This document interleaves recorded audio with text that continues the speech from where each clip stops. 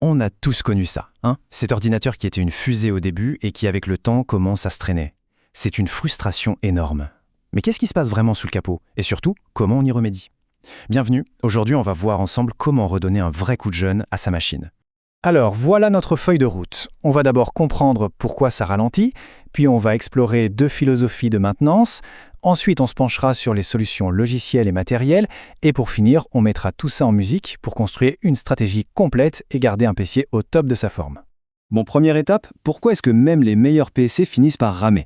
C'est une question de temps et surtout d'usage. Ah, ce fameux premier jour. On se souvient tous de cette sensation incroyable. Le démarrage en quelques secondes, les applications qui s'ouvrent au quart de tour, c'est cette performance-là qui nous sert de référence. Et c'est ce qui rend le ralentissement actuel si frustrant. En fait, ce n'est pas une fatalité, c'est plutôt une accumulation. Imaginez des petits saboteurs qui travaillent en silence, des fichiers temporaires qui s'entassent, des programmes qu'on n'utilise plus mais qui tournent quand même en fond, ou des composants qui commencent à surchauffer. Chacun de ces éléments grignote un peu de performance jour après jour. Et si on arrêtait de voir la maintenance comme une corvée? Voyons ça plutôt comme une philosophie. En fait, il y a deux grandes approches qui peuvent tout changer. C'est un peu comme sa propre santé finalement. Soit on a une bonne hygiène de vie pour éviter de tomber malade, soit on attend d'avoir 40 de fièvre pour courir chez le médecin.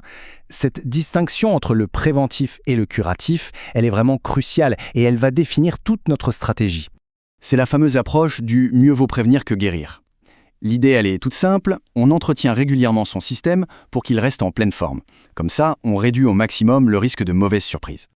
Là, par contre, on est en mode pompier. Le PC rame, un programme plante, et hop, on intervient pour éteindre l'incendie. C'est indispensable, évidemment, mais ça veut aussi dire que le mal est déjà fait. La performance a déjà pris un coup. Allez, commençons par la voie la plus intelligente, la prévention. Il s'agit de mettre en place des habitudes toutes simples, mais qui vont faire une différence énorme sur le long terme. Voilà une petite routine super simple mais incroyablement efficace. En se planifiant ces quelques tâches, la maintenance devient un réflexe et pas une corvée. C'est vraiment la clé pour éviter que tous les petits soucis s'accumulent. Et au-delà de cette routine, il y a des actions concrètes qu'on peut faire. Par exemple, juste en limitant les programmes au démarrage, on peut réduire le temps de boot de moitié. Facile. Pareil, l'assistant stockage de Windows, c'est un petit réglage qui gère les fichiers temporaires tout seul. Ce sont des gains de temps et de performance vraiment faciles à obtenir.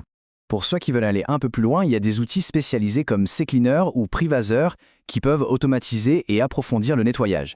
Ils sont super puissants, mais attention, il faut les utiliser avec modération, disons 2 ou 3 fois par an, pas plus. Un nettoyage trop agressif peut parfois faire plus de mal que de bien.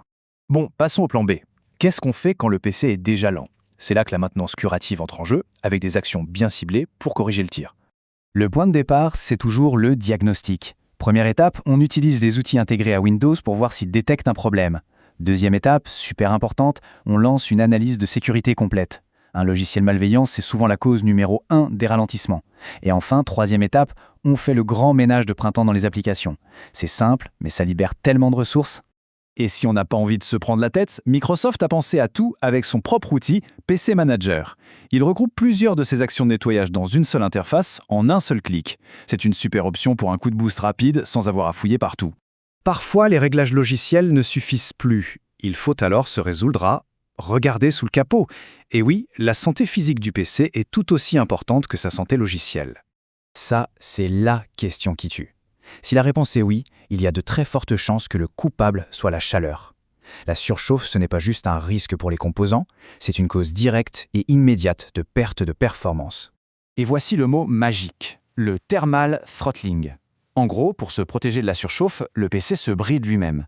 Il se met volontairement au ralenti pour refroidir. Et le résultat, la machine devient plus lente. La cause la plus fréquente, une pâte thermique qui a séché avec le temps.